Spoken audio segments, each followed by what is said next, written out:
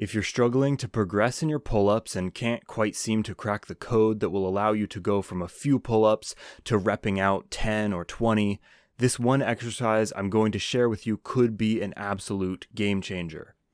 When I began calisthenics, my goal was always to reach 10, 20, or even 30 pull-ups one day, and as soon as I unlocked my first pull-up, I assumed that the fastest way to reach my higher rep count goals would be to continue training pull-ups until failure. Surely if I trained the pull-up enough, I would just progress steadily, right? Well, it worked at first, to put on 1 or 2 extra reps to my highest set.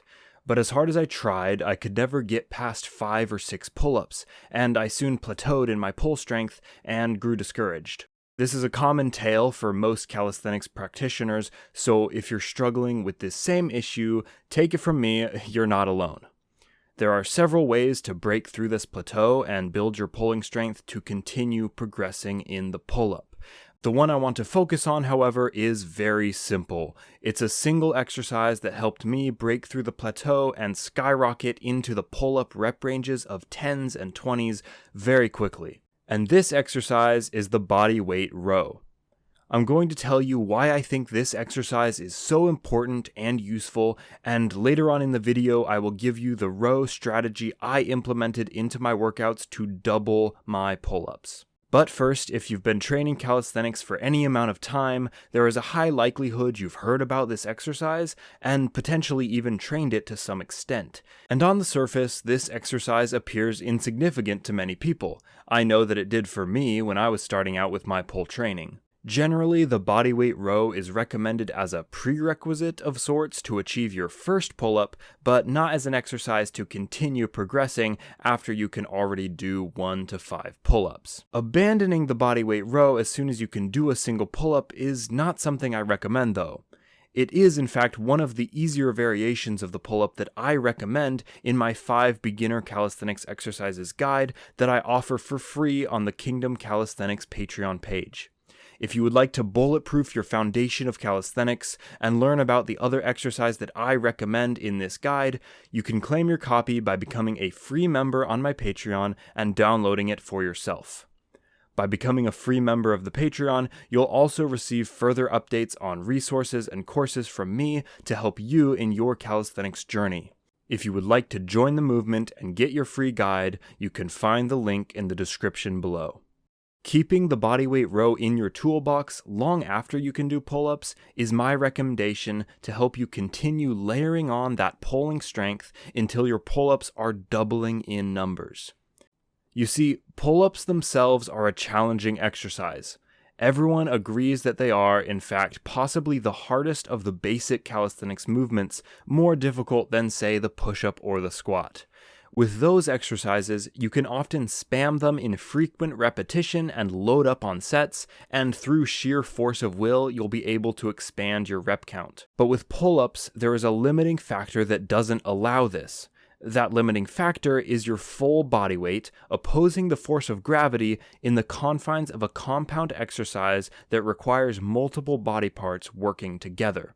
With exercises like the push-up or squat, your body weight is already supported by gravity, and so it is relatively easy to remain in the locked out positions and only put in effort when you lower yourself and push back up with large muscle groups. In contrast with the pull-up, all of your weight is instantly placed upon smaller muscle groups, your grip strength, your forearms, your shoulders and their mobility, and only after that are your lats and back finally engaging. This is why many people even find the task of dead hanging from a bar pretty difficult.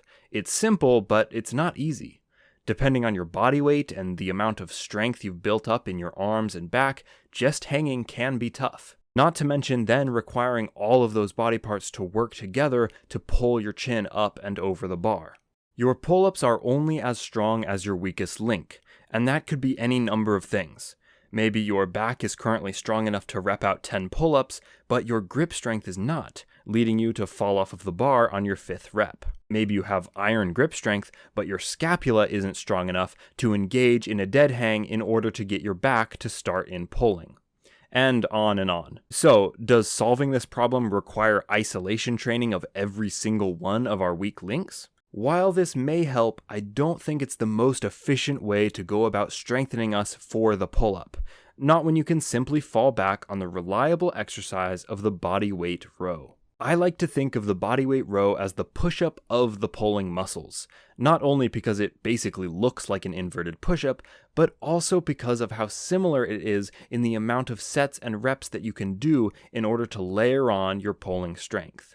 When performing the bodyweight row, you're offsetting a large amount of your weight by keeping your feet on the ground, and only leaning back under the bar as far as you feel comfortable to load your body weight into the pulling motion. Once you're in position, you can begin the exercise focusing on pulling through your elbows and trying to squeeze your shoulder blades together at the top, tapping the bar with your chest.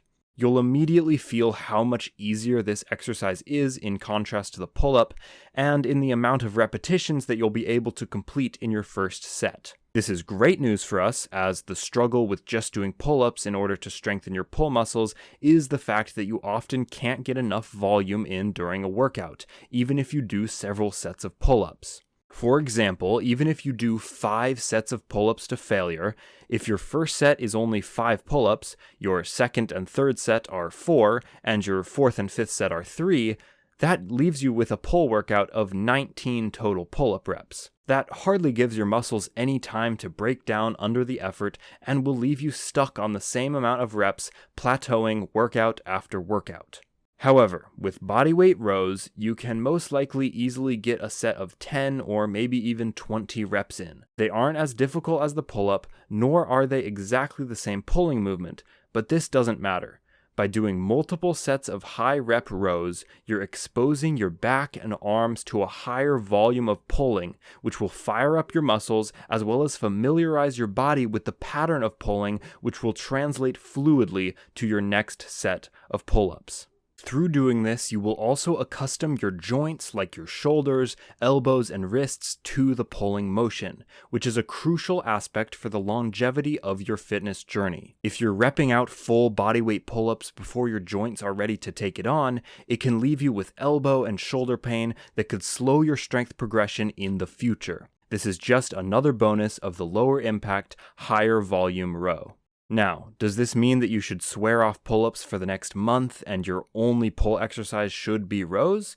I wouldn't go that far. Here is the strategy that I used implementing bodyweight rows in order to double my pull-up repetitions very quickly, and the strategy that I'd recommend to you. I would start off my pull workout with the exercise I find most difficult, but also the one I most want to improve on, which is the pull-up. I'd do pull-ups until failure on every set, and do that for 3 or 4 sets. Once my reps had decreased in my final sets and I felt like I couldn't effectively perform a high-quality working set of pull-ups, I would then switch to bodyweight rows. Here is where the real strengthening work is put in. Your back is now fired up from your pull-ups, but it hasn't endured a lot of volume. It's ready for the rows. Now you can start to bang out several sets of rows. Train to failure, but keep your form as clean as possible, engaging your back and really working to get your chest to the bar. Since volume is the key to this method of improving your pull-ups, I'd encourage you to do no less than 5 sets of rows, all until failure. This will put the pulling reps under your belt in a way you never could if you just stuck to pull-ups. If you can't yet do 1 or 2 pull-ups, just start your pulling workouts with the rows. And if those are too difficult, you can simply alter the angle at which your body rests under the bar in order to offset more and more of your weight. Everyone starts somewhere, simply work where you're at and progress as your body adapts.